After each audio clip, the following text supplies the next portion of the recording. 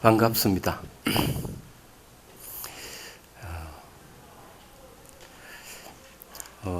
원장 스님께서 자비선 명상을 잊지 않으시고 또 한번 불러주셨네요.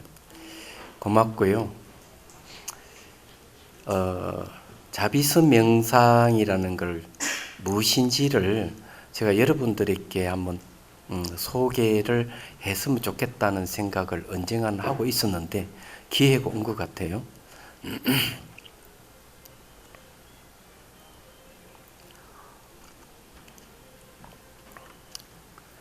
지금 이제 시대가 자비를 필요하는 시대라고 저는 생각합니다. 간단하게 얘기하면 지구온난화 문제, 환경오염이나 환경파괴 문제, 환경오염으로 인해서 1년에 약 60만 명의 아이들이 죽습니다. 환경오염으로 인해 가지고 사망하죠.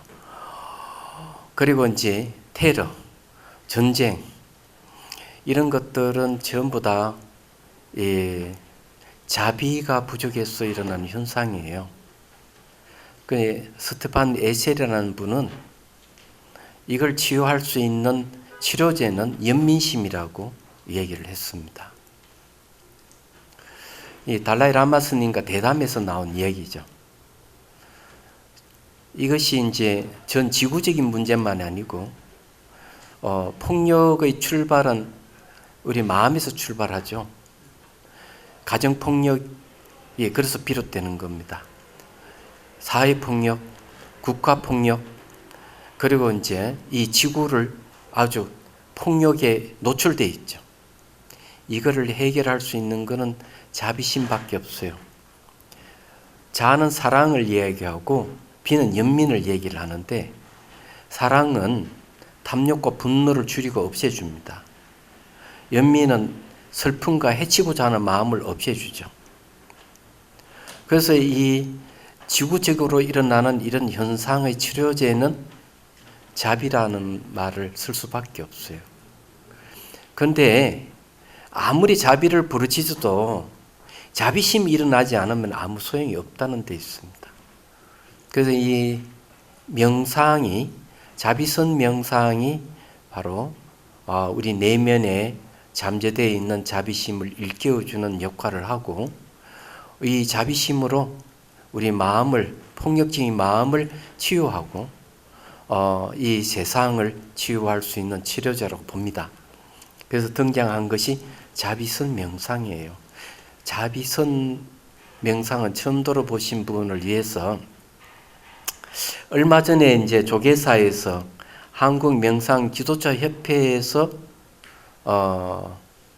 주최한 명상 포럼이 있었죠. 월호 스님이 묻더라고요. 자비선 명상은 스님이 창작한 것입니까? 옛날부터 있었던 겁니까? 제가 창작한 겁니다. 그렇게 대답했습니다. 근데 이 자비선 명상이라고 얘기했는 데는 그만한 이유가 있습니다. 물론 명상의 운영 체계는 사마타 위파사나입니다. 집중 명상인 사마타와 분석 명상인 위파사나가 바로 이 명상의 주요한 내용을 갖고 있죠. 이 자비선 명상도 여기서 벗어나는 건 아니에요. 단지 이제 디자인만, 자비선 명상에는 디자인만 냈지 전통을 그대로 따르고 있습니다. 그런데 이 자비선 명상이 탄생하기까지는 많은 시간이 흘렀어요. 그에 대한 얘기를 하고 그다음에 같이 한번 자비선 명상을 한번 해보는 시간을 갖도록 하겠습니다. 제가 이제 송강사 있을 때입니다. 송강사에 이제 강사 소임을 맡고 있을 때 몸이 많이 아팠어요. 그리고는 이제 1991년도에 운자 성자 스님에게 정강을 받고 92년도에 수행하러 떠나게 됐습니다. 이유는 곧 죽을 것 같았어. 몸이 붓고 걸음 걷기가 힘들고, 그래서 내가 수행을 하다 내가 죽어야 되겠다. 그래서 선방을 가려고 했는데 그 남방에 갔다 온 스님이 기속말로 남방에 가면 부처님 당신 모습을 볼 수 있다 하는 말에 속았어. 내가 수행하다 죽더라도 부처님 당신 모습을 보고 죽는 게 좋겠다 해서 이제 미얀마를 가게 됐습니다. 미얀마에도 이제 마하시 스님의 계열의 그 센터가 굉장히 많습니다. 그중 이제 판디타 라마에 이제 가게 됐죠. 도정 스님하고 같이 갔습니다. 그래서 수행을 하면서 현엄 스님의 도움을 엄청 많이 받았습니다. 현엄 스님께서 인터뷰를 할 때 통역을 맡아 주셨기 때문에, 그래서 1년하고도 한 달 보름 동안 바깥 출입을 하지 않고 수행을 했는데 기적적으로 몸이 아주 건강해졌을 뿐만 아니라 이때까지 이 경론을 강의하는 강사로서 상상도 할 수 없는 체험을 하게 됐죠. 그리고 경전의 논서에 몰랐던 사실을 많이 알게 됐습니다. 저에게는 행운이었어요. 그런 이제 한국에 돌아와서 내가 강사의 길을 가는 게 아니고 센터를 운영해야 되겠다 생각했지만 강주 소임을 맡으면서 10년 동안 학인들을 또 지도하게 됐었어요. 그러다가 이제 2002년도에 이제 소임을 그만두고 인도 달람살라에 가게 됐습니다. 그래서 1년 동안 수행하면서 티베트 불교를 또 보게 됐죠. 그런데 목적이 다분히 있었어요. 제가 하고 싶었던 게 뭐냐 하면은 수행 체계를 세울 뿐만 아니라 수행 단계를 명확하게 밝혀보고 싶은 마음이 있었습니다. 경전의 논서에서는 분명하게 이야기하고 있지만 조금씩 차이가 있었고요. 뭘 중심으로 해야 될지를 그때는 좀 막연했던 것이죠. 그러고는 1년 살다가 다시 한 달라이 라마 스님의 한국인을 위한 법회에 한 10년을 그는 갔습니다. 매년 한 번씩 가서 법문을 듣고 또 경론 강좌를 하고 열고 이러면서 수행 체계를 하나하나 세웠던 것이죠. 그래서 이제 작년에 제가 책을 하나 출간을 했습니다. 명상 깨달음을 논하다, 명상 지혜를 논하다, 이 두 권을 출간을 하게 된 것이죠. 그 책은 남방불교의 수행 체계를, 수행 단계 16단계, 이빠사나 16단계를 정립한 겁니다. 명상 지혜를 논하다 하는 것은 대성 기신론을 근거로 해서 대성 사마타와 대성 이빠사나 수행 단계를 깨달음까지 완전하게 지연해 보려고 했던 부분이에요. 대성 기신론에서는 너무 축약돼서 완벽하게 그 단계를 기술하지 않았습니다. 그래 단원 논소를 근거로 해서 경전을 근거로 해서 그 부분에 생략된 부분을 다시 채워 넣었던 것이죠. 거기서 끝난 게 아니고요. 이 남방 이파사나의 수행과 대성의 수행을 하나로 다시 공통되는 부분을 연결시켰습니다. 그래서 남방 이파사나 수행을 하다가 바로 대성의 수행을 할 수 있도록 그렇게 만들었던 겁니다. 그렇게 할 수 있었던 이유도 있어요. 우리가 이제 소승이라고 하는 수행 단계는 수다원도 수다원과 사다함도 사나함다가 아나함도 아나함과 아라한도 아라함과 총 8단계가 있는데 이 8단계는 대성의 초지부터 팔지보살의 단계가 똑같습니다. 그러면 수행 단계가 같다고 하는 것은 경계가 같다는 거고, 경계가 같다는 것은 수행할 때 서로 공통되는 부분이 있다는 부분이에요. 그래서 이제 이파사나 수행을 하면서 남바 이파사나 수행하면서 대성의 수행을 할 수 있는 길을 열었던 겁니다. 그 남바 이파사나 수행이 왜 필요했는가 하면은 대성의 수행이든 가나선 수행이든 마음을 대상화로 하는 수행은 좀 어렵습니다. 그런데 이파사나 수행을 할 때는 염처경에 나오죠. 염처경의 수행 단계는 신수, 신법 4단계를 얘기를 하는데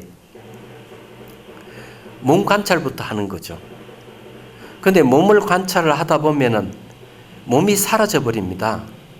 몸 사라지는 단계가 이파사나의 16단계 중에서 5번째 단계입니다. 몸 사라짐의 지혜를 얻는 단계가 5번의 단계인데 이때 거친 데서 미시한 데로 들어간다 이랬어요. 거친 것은 몸의 이야기하고 미시한 것은 마음의 영역을 이야기합니다. 몸 사라지면 그때부터 마음의 영역으로 충분히 마음을 대상으로 수행에 들어갈 수 있습니다.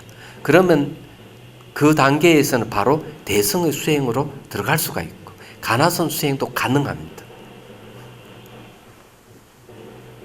제가 오랫동안 수행을 하면서 염원했던 게 바로 대소승의 수행을 하나로 연결시키는 일이었어요. 뿐만 아니라 수행하시는 분들 중에서는 조그마한 현상을 갖고 대단한 경지를 논하는 사람이 있고 사기치는 사람들이 한두 사람이 아니에요. 깨달음의 경계도 아니면서도 불구하고 하나의 수행 현상을 갖고 깨달았다고 주장하는 사람도 있습니다. 이런 걸 방지하기 위해서라도 수행 단계가 필요했던 겁니다. 그래서 그 책을 보게 되면 명확하게 내가 어떤 정도의 수행 경계에 어떤 단계까지 가 있는지를 알 수 있게끔 해놨습니다. 지금 제가 이 얘기한 건 광고이기도 하죠. 사실은. 예. 그런 의도도 좀 들어가 있습니다. 그런데 어쨌든요, 깨달음이 무엇인지도 분명히 깨달음 내용도 밝혀놨습니다. 수행을 하면서 어떤 단계가 어떤 현상이 생기고 어떤 단계가 어떤 현상이 생기는까지도 얘기해놨습니다. 그래서 수행을 하면서 속일 수가 없는 거죠.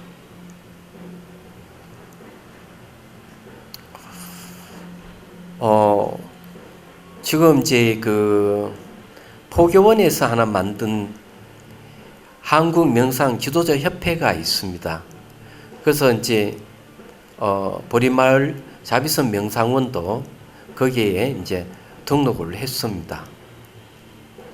19개의 단체가 모여 있죠. 다 명상하시는 분들이에요. 그래서 이제 어떻게든 이제 명상을 널리 이제 알리려고 노력을 하고 있는데 처음에는 자비선이라고 했다가 뒤에 명상이라는 이름을 붙였어요. 이유는 아주 간단합니다. 가나선, 조사선, 자비선, 선자가 붙으면 다 어렵게 생각하니까 쉽게 접근할 수 있는 용어를 선택한 게 명상이었습니다. 그런지 제가 여러분들에게 이제 이 얘기를 이제 자비선 명상이라는 이름을 붙여서 얘기를 했지만 이 자비선 명상은 그냥 이름이 지나지 않고 그 내용은 전통적으로 내려오는 운영체계를 그대로 가지고 있습니다. 이름만 바꿨을 뿐입니다. 오래된 이름을 사용하면은 사람들이 관심을 가지지 못하기 때문에 신선한 이름으로 대체했던 겁니다. 그리고 시대가 자비를 요구하는 시대이기 때문에 자비락하는 이름을 붙였던 겁니다. 물론 수행도 자비심이 일어날 수 있는 수행이기도 하고요. 그런데 이 수행을 해가면 처음에는 이거 참 이상한 수행이다 하지만 하다 보면은 전통 사마타와 전통 이파사나 수행으로 해서 깨달음의 길을 가고 있다 하는 걸 스스로 알게 됩니다. 방편을 좀 썼습니다. 그래서 이제 여러분들하고 같이 명상해 보면은 이게 새로운 방법이지만 상당히 과학적이고 빠른 방법이라 하는 사실을 알게 될 겁니다. 자비선 명상 안에는요, 자비수관이라는 방법이 있고, 자비공간이라는 방법이 있고, 차명상으로서 자비다스리는 방법이 있고, 좀 차명상은 지금 대학원에서 차명상학 개론이라는 이름으로 생사학과 안에서 지금 강의를 하고 있습니다. 혹시 듣는 분은 계시는지 모르겠어요. 그 다음에 이제 걸으면서 명상, 걷기선 명상이 있습니다. 근데 이 이름에는 그만한 이유가 다 있거든요. 그만한 다 이유가 있는데 간단하게만 제가 얘기하죠. 걷기 명상을 자비경선이라고 그랬습니다. 거울 경자 쓰죠. 이것은 이제 부제는 이렇게 돼요. 숨 쉬지 않고 땀 흘리지 않는 참 마음을 찾는 길, 이렇게 되어 있습니다. 그래서 이 보리마을에는 자비수감반이 있고 자비다선반이 있고 걷기선 명상 반이 있습니다. 지금 지도자 반이에요. 민간 자격증을 발급합니다. 이것도 광고예요. 그런데 이 걷기선 명상이 탄생하게 된 것은 제가 그때가 이 2000년 전인가 99년도인지 잘 기억은 안 나지만 인도 달람살라 가기 위해서 여러 스님들을 가다가 설산을 만나게 되고 거기에 시크교의 성지가 있다고 하니까 우리가 한번 견학을 해보는 게 어떻겠느냐 하면 가게 됐습니다. 그래 이제 오후에 견학하고 난 뒤에 호텔에 묵고 그 다음 아침에 또 스님들이 이왕 이 설산이 있고 하니까 좀 중턱이 좀 올라갔다가 그래 한번 산책하고 내려오는 것도 괜찮겠다 하고 이제 버스를 타고 산 중턱까지 갔다가 이제 거기서 내려오게 됐습니다. 내려오는데 고개를 몇 개 넘었죠. 그런데 그래서 경계가 나타났습니다. 땀은 비 오듯이 흐르고 숨은 턱까지 밑에까지 헉거리면서 한 20분 정도의 고개를 올라가는데 기적 같은 일이 하나 벌어졌죠. 숨도 쉬지 않고 땀도 흘지 않는 놈이 탁 나타나서 지켜보고 있는 거죠. 그것도 한번 나타나 사라지면 그러거니 했지만 20분 이상 계속 그 현상이 나타난 거죠. 그래서 이게 숨도 쉬지 않고 땀 흘리지 않는 이 놈은 죽지 않는 놈입니다. 숨 안 쉬고 땀만 안 흘리니까 마음의 본성이 나타난 거죠. 그래서 자비경선이라 하는 수행을 만들게 됐습니다. 제가 인도 달람살라에 살면서 하루 2시간 이상 산행을 하면서 발바닥 감각 알아차리기 수행은 좀 부족하다는 생각을 했고, 그러면서 이제 그때부터 하나하나 수행 체계를 씌워서 나온 것이 걷기선 명상이에요. 이걸 하게 되면은 숨도 쉬지 않고 땀 흘리지 않는 놈을 만나게 되고 눈을 감으나 뜨나 보는 마음이 바뀌지 않는 경지에 이르게 됩니다. 그리고 본인은 죽지 않는다는 사실을 알게 되는 거죠.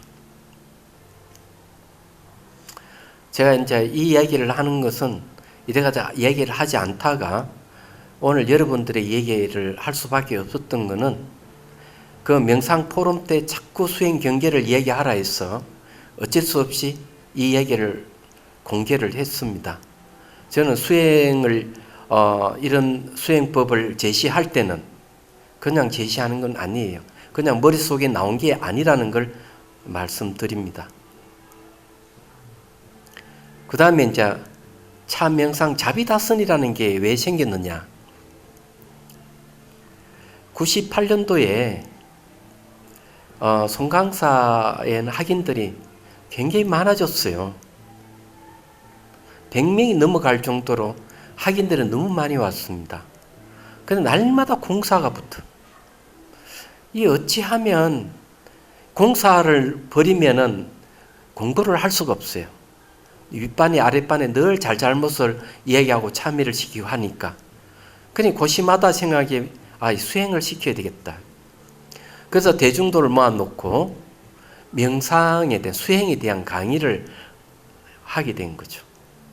근데 그냥 하니까 이해하기 어려운 차를 한 잔 마시면서 차를 갖고 수행에 대한 얘기를 하다 보니까 그게 이제 참 명상이 거기서 비롯된 겁니다.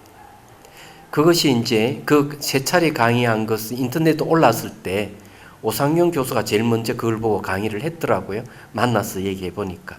99년도에 찻잔 속에 달이 뜨네 하는 책이 나왔습니다. 찻잔 속에 달이 뜬다?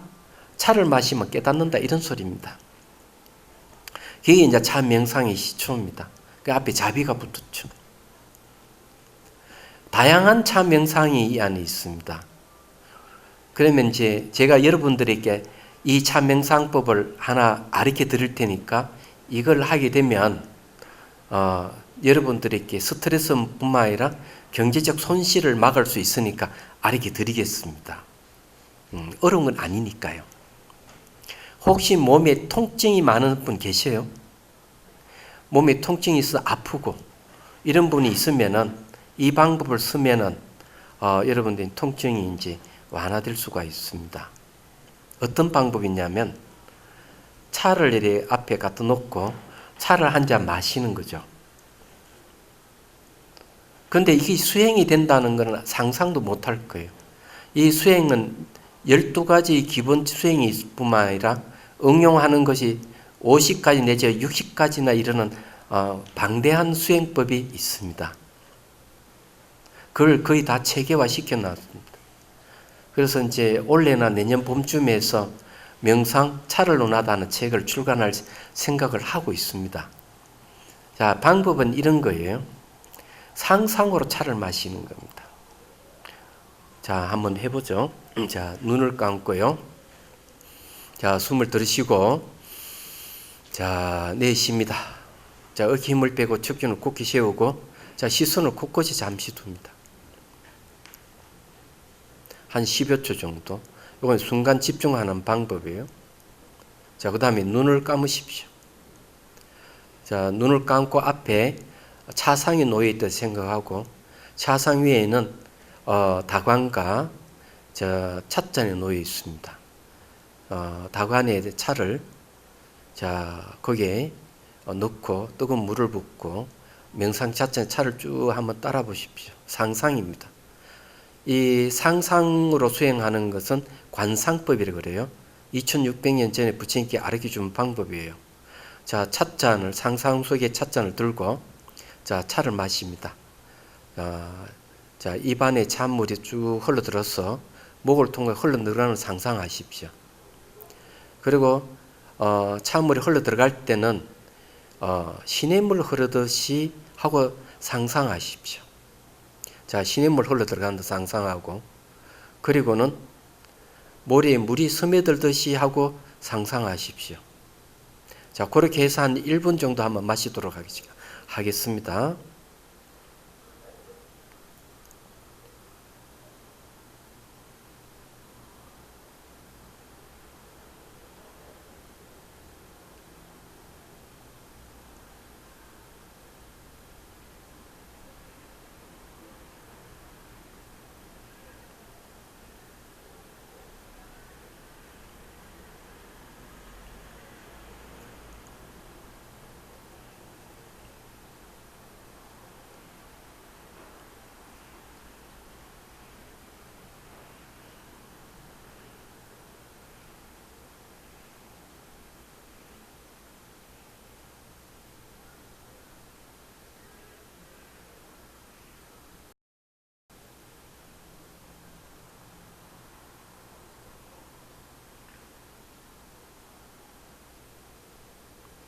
자, 이제 상상 속에 찻잔을 내려놓고 자, 눈을 뜹니다. 이것을 하루에 짧게는 1분 내지 3분 정도, 조금 되면은 10분까지 하십시오. 그리고 10분을 나누어서 여러 차례 하면은 몸이 아주 건강해집니다. 어떻게 건강해지느냐 하면, 처음에는 뭐 아무렇지도 않는 것 같은데 계속 상상으로 마시다 보면은 목이 이완이 되고 몸 안이 이완이 되면서 변화가 일어납니다. 여러분들은 차를 마시고 하면 훨씬 좋고요. 차는 테아닌이라는 성분이 있어서 감칠맛이 나는 건데, 이 차를 마시면 알파파라칸 뇌파가 일어나요. 그리고 이 차를 마시고 앉아서 차를 마시는 상상을 계속하면 쉐다파라카는 명상 뇌파가 나옵니다. 쉐다파의 명상 뇌파가 나올 때는 몸이 이완이 되는 현상인데, 어떤 정도냐 하면 몸 안에 기운이 왕성하게 일어나면서 몸의 형태가 점점점 사라져 갑니다. 이 쉐다파가 뇌파락하는 일어나면 그 다음에는 혈관을 확장시키고 혈관의 이완을 시켜줘요. 거기서 끝나는 게 아니고 기체성 물질이 생기는데 산화질소라는 기체성 물질이 생겨요. 이것이 중추신경으로 해서 신경계를 아주 휙휙하고 바람이 불듯이 다닙니다. 그것이 이제 몸으로 나타나는 것은 바람 요소라고 얘기합니다. 에너지죠. 그런데 이것이 어떤 역할을 하는가 하면은 염증이라든지 바이러스를 없앱니다. 그리고 암세포를 죽여버립니다. 이 암 환자가 이 수행을 하면, 명상을 하게 되면 암에서 벗어날 수 있는 이유가 여기 있는 거예요. 근데 빠른 방법이 이 방법이에요. 그냥 이빠사나 하는 방법보다 훨씬 빠른 방법입니다. 이 간상법을 사용하면. 그래서 이걸 계속 반복해서 하다 보면 어느 순간 내 안이 이완이 되면서 몸 형태가 사라져 버릴 겁니다. 그럴 정도까지 하면은 암 환자도 암에서 벗어날 수 있다. 제가 장담할 수 있습니다. 산화질소에 대한 건 인터넷 찾아보면 나오고요. 이게 이제 명상 뇌파, 알파파에 대해서, 쉐다파에 대해서도 역시 명상 부분을 인터넷 찾아보면 다 검색해보면 다 나오는 부분들이에요. 제가 얘기하는 부분은 어디 가지를 않습니다. 지 낸 것도 아니고요. 그런데 이거는 그렇게 큰 문제는 아니에요. 그렇게 몸이 변화할 때, 그것이 몸의 형태가 변화할 때 일어나고 사라짐을 잘 관찰하고, 그리고 지켜보는 정신현상을 잘 알아차릴 수만 있다면은 지혜가 개발되죠. 비로소 이제 이파사나 수행이 들어가는 겁니다. 몸이 무상하구나. 무상하게 변하는 것은 무너지고 사라지기 때문에 만족스러운 게 없는 거구나. 그걸 고랄 그랬죠. 만족스럽지 않는 것은 내 뜻대로 할 수 있는 게 아니구나. 이 무합니다. 무상고 무한한 지혜를 얻을 수가 있습니다. 그렇게 되면은 나중에 무상고 무한한 지혜가 생겨서 현상에 대해서 초연해지는 지혜가 생기기 시작하면은 이제 열반으로 들어가죠. 덤으로 바로 몸이 아주 건강해지고, 이건 덤입니다. 그리고 이제 몸이 건강해지는 것은 약값도 전락되겠죠. 병원비도 전락, 경제적 이익입니다. 생활 속에서 얼마든지 할 수 있는 방법이에요. 자, 참 명상은 그런 것이라고 여러분 이해하시고, 누구나 할 수 있으니까 단 주의할 것은 시냇물 흐르듯이 모래에 물이 스며들듯이 상상을 잘 해야 된다는 거. 다른 방법은 잘 안 될 겁니다. 자, 자비수관이라는 방법은 자비수관, 손수자가 들어갑니다. 이게 왜 들어갔을까? 여기도 이유가 있습니다. 제가 이제 송강사 살 때 이제 강원 후원회를 만들었는데, 광양에 있는 사람들, 또 순천, 여수, 강주, 그리고 저기 마산, 창원 이런 데서 제 법문을 듣고자 하는 제가자들이 있었습니다. 그래서 제가 조건을 걸었어요. 강당을 후원해 준다면은 강의해 주겠다고. 그래서 이제 사람은 많지 않지만 한 그룹에 한 10명 정도로 해서 경농 강좌를 열었습니다. 근데 그 중에 한 사람이 일주일 만에 깨친다고 하면서 그거 가고자 하는 거죠. 그게 처음 들어보는 말이라서. 그런데 있습니까? 믿대요. 그래서 그 단체는 호공을 궁극으로 여기고 형상을 때려 부숴 아무것도 없게 하는 거죠. 몸을 다 때려 부수는 거죠. 상상으로. 칼로 오리고 냉동시키 때려 부수고 폭탄을 작창해서 몸을 폭발시키고 그 다음에 점에다가 자기 과학기억을 던져서 기억을 없애고 또 이 달이라든지 지구라든지 항성의 행성을 수소폭탄이라든지 원자폭탄 창자 폭발시키고 이렇게 하면서 무아를 깨닫는다 이러는 거예요. 깜짝 놀랐어요. 그런 게 있느냐고. 그래서 이제 태고종 스님이 그때 송강사의 노전을 보고 있는데 그 스님한테 얘기했더니 자기도 거기 다녀왔대요. 그래서 자세히 알게 됐고 너무나 놀랐습니다. 여러분 잘 알다시피 꿈과 상상과 현실은 같다는 사실을 빨리 알아야 돼요. 꿈에서 도둑을 만나면 강도를 만나면 도망가기 바쁘죠. 몸에 땀이 흐르잖아요. 그리고 상상으로 골프를 치거나 그리고 실제로 골프를 칠 때와 상상으로 골프를 칠 때나 생지듬이 똑같다고 얘기를 합니다. 뇌과학자들은. 왜 그럴까? 이 꿈과 상상과 현실은 왜 같으냐 하면은 인식하기 때문에 그렇습니다. 꿈속에서도 대상을 인식하고 상상 속에도 대상을 인식합니다. 인식할 때는 반드시 몸에 반응이 있게 돼 있어요.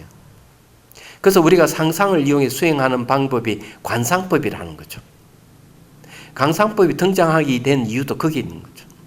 왜? 내가 가만히 있는데 이미지가 막 떠오르는 건 망상이지만 내가 이미지를 떠올려서 그 이미지를 관찰한다면, 집중한다면 그게 수행이 되는 겁니다. 그걸 관상법이라고 그래요. 이런 방법은 많은 사람들이 쓰고 있는 방법이에요. 운동하는 사람들, 이미지 트레이닝이라는 말로 쓰죠. 과학하는 사람들은 과학 실험이라는 방법으로 상상을 하고 사유를 하죠. 또 의사들은 예를 들어 가지고 칼 사이먼트라는 암을 전문치 치료하는 이 의사는 70년대 사람이지만은 뭐라 하는 거? 암 세포를 갖다가 스테이크로 백혈구를 개로 상상해서 개의 백혈구가 암 세포의 스테이크를 먹어치우는 상상하는 거죠. 그래서 말기 암 환자가 살아나는 사례가 있습니다. 상상을 하는 거예요. 불교에는 무량수경에는 16관상법이 등장하죠. 밀교 수행에는 눈앞에서 중마탄한 부처님 상을 떠올려서 관상하는 방법을 사용하죠. 청정도론에는 이런 관상하는 방법이 한 40여 가지나 있는데 새벽에 고운 혹을 채취해가지고 원판을 만들어서 앞에 한 1m 앞에 두고 눈을 지켜보고 눈을 감고 그 바깥에 원과 똑같이 이미지를 만들어가는 거죠. 이게 사마타 수행이에요. 이게 지금 관상법이에요. 얘기하자면. 그런데 이제 이런 상상을 이용을 하는 게 좋은 방법인데 상상으로 때려 부수고 없애고 하는 것은 옳지 않다. 윤리적인 문제가 있는 거죠. 왜? 상상 속에서 사물을 인식한다면은 마음의 작용이 있기 때문에 이 경계하는 이 계율은 의도가 계율이다 이랬기 때문에 의도적으로 때려 부수고 죽이고 하는 것은 윤리적 문제가 발생하는 겁니다. 제가 그런 이야기를 듣고 너무 놀랐습니다. 심성을 파괴하는 거죠. 그것이 너무 습관적이 업이 되고 습이 되면은 자신도 모르게 자기 감정이 북받치면 정말 때려 부수고 폭행이 나올 수가 있는 거죠. 그거 하면 안 되는 거예요. 그래서 생각을 하다가 만든 것이 자비수관이에요. 부처님 손, 관세음보살 손을 만들어서 머리부터 싹 삶아주거나 감로수는 물을 부어주는 방법을 고안해낸 겁니다. 관상법이에요. 그래서 제가 인도 달람살라에 살 때 2002년도에 가서 살게 됐습니다. 소임을 그만두고. 그런데 이제 달라이 라마 스님 법문이 있다고 했어. 자꾸 학생들이 찾아오고 스님들이 찾아오고 꼭 들어야 된다 해서 안면이 받쳐서 마지 못해서 둘째 날에 참석을 하게 됐는데 바로 이 감로수관을 얘기하는 거죠. 감로수를 붓는 이 얘기를 해주는 겁니다. 깜짝 놀랐습니다. 제가 창안한 것이라고 생각했던데 알고 보니까 밀교 수행법이 그게 있었던 거예요. 관세음보살의 밀교 수행법이 있었던 겁니다. 자, 이제 방법을 알게 드릴 테니까 한번 해보도록 하죠. 자, 숨을 들이쉬고, 자, 허리를 펴고, 어깨 힘을 빼십시오. 힘을 빼고 허리를 쭉 펴고, 자, 숨을 들이쉬고, 내쉬면서 어깨 힘 빼야 됩니다. 자, 시선을 곳곳이 잠시 둡니다.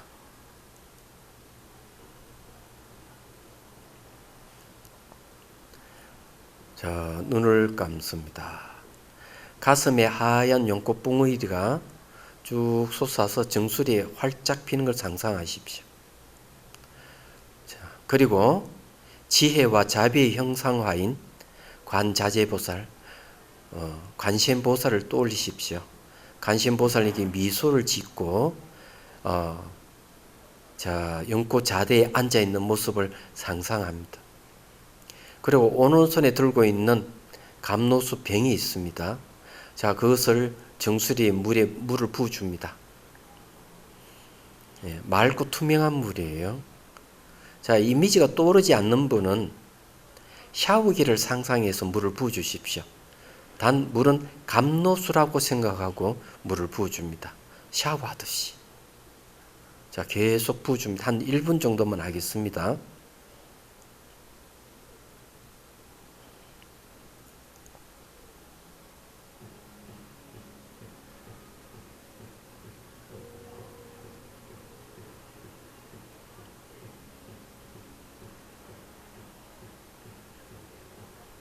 물은 손가락과 발가락으로 쭉 흘러나가도록 하면 됩니다. 물 위에 물을 계속 부어주십시오.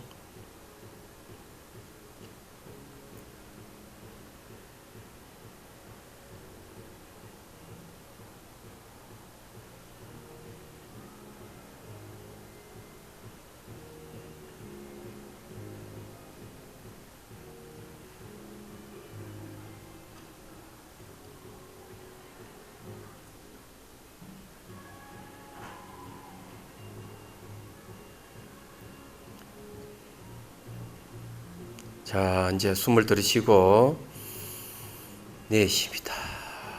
눈을 뜨십니다. 자, 이제 이렇게 합니다. 이것도 한 10분 정도를 하십시오. 그리고 여러 번 반복 나눠서 하시면 자기 자신을 알 수 있어요. 물이 흐르는 데 있고 흐르지 않는 부분이 있고 물이 색깔이 다를 수도 있고 이 상상의 물이 몸에 접촉했을 때 몸에 변화가 일어납니다. 그래서 그 변화를 잘 봐야 돼요. 그러면은 무상을 볼 수 있고 고를 볼 수 있고 무아를 볼 수가 있습니다. 그렇게 하다가 몸이 사라져 버리면은 물을 붓는 걸 멈춰버리고 엉덩이에 접촉되어 있는 감각 알아차리기, 감각 관찰을 하면 됩니다. 감각이 일어나고 사라짐을 관찰하게 되면은 역시 무상 관찰을 하셔야 됩니다. 그럼 순수 이빠사나로 들어가게 되는 거죠. 이런 물을 붓는 행위는 물 자체가 상상의 물이지만 마음입니다. 우리 관찰하는 것도 관하는 마음도 마음이죠. 이게 관상법을 이용한 이빠사나입니다. 얘기하자면. 그래 이제 여러분은 혹시 관세음보살에 대한 신앙심이 있으면 더 좋고요. 만약 전혀 관계가 없다면 샤워기를 해서 쭉 부으시면 돼요. 감로락하는 열반의 다른 이름인데 생로병사가 없는 게 열반입니다. 마음이 일어나고 사라짐이 없는 거죠. 그래서 이 감로수를 부으면 결국 몸이 일어나고 사라짐도 사라지고 마음이 일어나고 사라지는 현상도 다 사라져서 열반에 들어간다는 그런 의미가 있습니다. 자비수관은 8가지 방법 중에 한 가지입니다. 이거는요. 제일 쉬운 방법이기 때문에 이런 방법을 사용을 하시면 좋습니다. 그래서 제가 이제 여러분들에게 말씀드리고 싶은 것은 이렇게 하면은 자비심이 생긴다는 거죠. 이 간신보살 손에 부처님 손으로 이렇게 쓰다듬어도 좋아요. 접촉을 하게 되면 감각이 일어나는데 감각은 중추신경을 통해 가지고 내 신경으로 도달합니다. 어린아이들은 어때요? 아이들은 태어나면 아이들은 어머니가 안고 젖을 먹이죠. 그러면은 이 접촉을 통해서 어머니와 접촉을 통해서 어머니를 알아갑니다. 냄새를 맡고 맛을 보고 응아리하며 어머니 소리를 듣고 그러면 그 정보는 말초신경을 통해 중추신경을 가서 내 신경세포를 완성시켜요. 그래서 어머니가 쓰다듬어주고 들고 놓고 이렇게 계속 할 때 아이에겐 굉장히 좋은 거예요. 얘기하자면. 그런데 어른도 마찬가지. 시력이나 청력이나 후각이 약해지면 치매가 옵니다. 외부의 자극이 있어야 됩니다. 내 신경세포 매 순간 이게 생겼다 사라졌다 할 수 있는 이 가변성이 존재거든요. 새롭게 형성되게 네트워크를 형성하기도 합니다. 그래서 이 자비수관을 하게 되면 내가 바뀌면 내 지도가 바뀝니다. 그래서 이게 척도에 빵빵해지거나 이런 현상이 생기기도 하죠. 그래서 이 자비수관을 하게 되면은 여러분들이 기억력이 아주 창창해지고 좋아집니다. 그렇지만은 그거는 정신적인 육체적으로 좋아지는 걸 얘기하지만 또 한편으로는 몸이 변화를 관찰하게 되면 일어나고 사라짐을 잘 명확하게 관찰하게 되면 역시 무상의 지혜를 발견하게 되고 생긴 것은 반드시 사라진다는 것. 지나간 건 돌아오지 않고 미래는 오지 않을 수 없다는 것. 현재도 머물지 않는다는 걸 확실하게 보기 시작하면 의식은 과거나 미래로 가지 않고 현재 순간에 깨있게 됩니다. 그럼 지혜가 개발되는 거죠. 그리고 사물에 대해서 새로운 이해를 통해 가지고 사물로부터 집착에서 벗어나 자유로워지기 시작하는 겁니다. 육체적으로도 건강해지고 정신적으로도 지혜가 개발돼서 얼마나 좋습니까? 그래서 여러분들 물을 부주거나 머리부터 발끝까지 쓰다듬어 주십시오. 부드럽게 원을 그리면서. 그러면은 이렇게 주는 것은 사랑이에요. 빼앗기는 연민입니다. 뭘 주는? 기쁨을 주는 거고 고통을 빼앗는다 그래요. 고통을 빼앗는 걸 연민이고 기쁨을 주는 걸 사랑이라고 얘기를 합니다. 하엄경에서 그 얘기를 하고 있죠. 그래서 가장 잘 자비가 매체되는 자비 손이에요. 손은 주고 빼앗는 걸 얘기합니다. 그래서 자비 손을 쭉 삼는데 자비 손이라고 하는 거 보면 자기 마음이거든요. 그래서 여기서 자비심이 생기기 시작하는 거예요. 자비심도 생기고 자비 손에 의해서 무상 관찰을 해서 지혜도 생기고 좋죠. 덤으로 몸도 건강해지는 방법입니다. 몸이 굉장히 빨리 사라집니다. 하루 8시간 정진한다면 1박 2일 만에 몸이 사라질 가능성이 많습니다. 1시간 내지 2시간 만에 몸이 사라지는 사람도 있어요. 그런 걸 통해서 몸의 무상함을 금방 알 수가 있죠. 마음의 영역으로 바로 들어갈 수도 있어요. 그래서 이 방법이 자비수관의 방법입니다. 그래서 제가 이제 자비선 하는 게 바로 자비가 들어가기 때문에 선은 명상을 얘기합니다. 그래서 여러분들에게 이 자비선 명상을 꼭 해보시기를 바라고 일상생활에도 이렇게 하면서 몸이 사라지면은 그때부터 마음을 대상으로 수행할 때 대성의 수행이 가능하고 화두를 들 때도 훨씬 좋습니다. 그래서 여러분들에게 많은 이익이 있기를 바라고요. 시간이 다 된 것 같아서 오늘 이제 본문은 여기서 마치도록 하겠습니다. 그래도 질문하고 싶은 분 계시면 질문하십시오.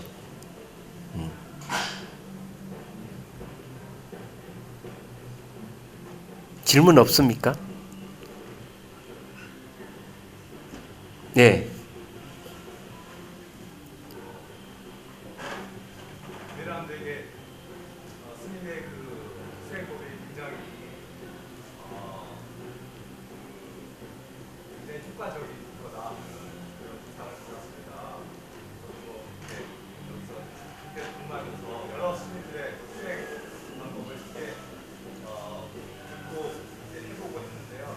그 스님께서 세우신 체계는 정말 굉장히 과학적이면서도 그 효과를 증명해낼 수 있는 수행인 것 같아서 굉장히 기쁘고요. 지금 지도에 1년에 지도하시는 그런 그 수강생들이 얼마나 되신지 예. 이 방법은 5분 수행하고 5분 효과를 보고 10분이나 10분 효과, 1시간, 1시간 효과 바로 나타나는데 그것을 우리는 코칭을 해줍니다. 나타나는 현상에 대해서 이 심리적인 접근도 가능하고 경전과 논술을 근거해서 그 현상들이 어떤 현상인지를 다 이야기를 해줍니다.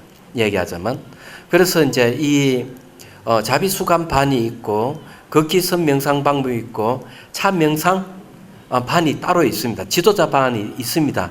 이게 이제 한국 명상 지도자 협회에서 하는 이 프로그램대로 커리큘럼대로 하고 있어요.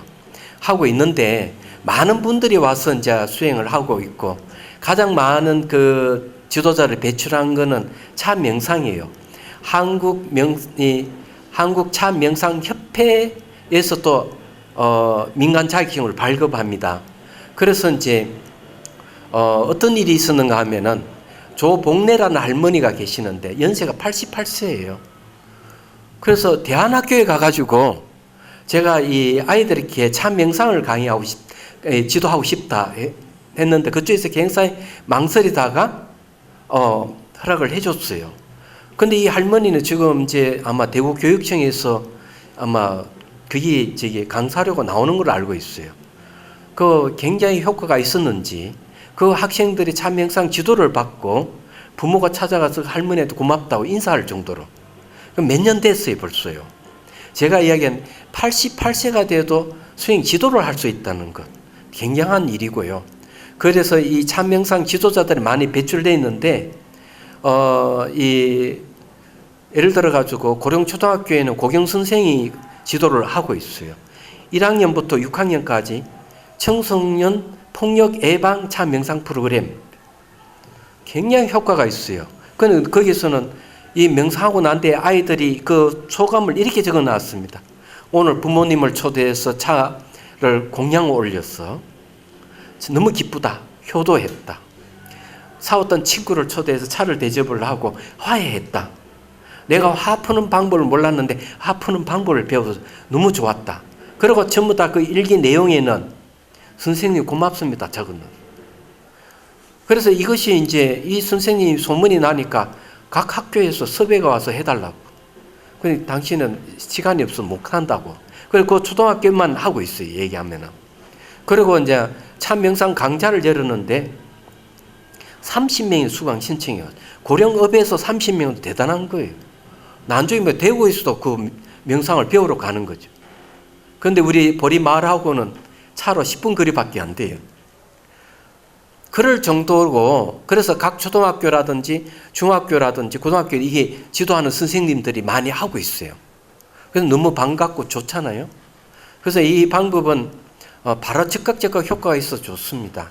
그래서 여러분들이 만일에 이제 수행을 체험을 하면서 도저히 알 수 없는 뭐가 생기면 자비선 홈페이지가 있어요. 자비선 명상 홈페이지에다가 수행 일기를 올리든지 문의를 하면 상세하게 코칭을 다 해드립니다.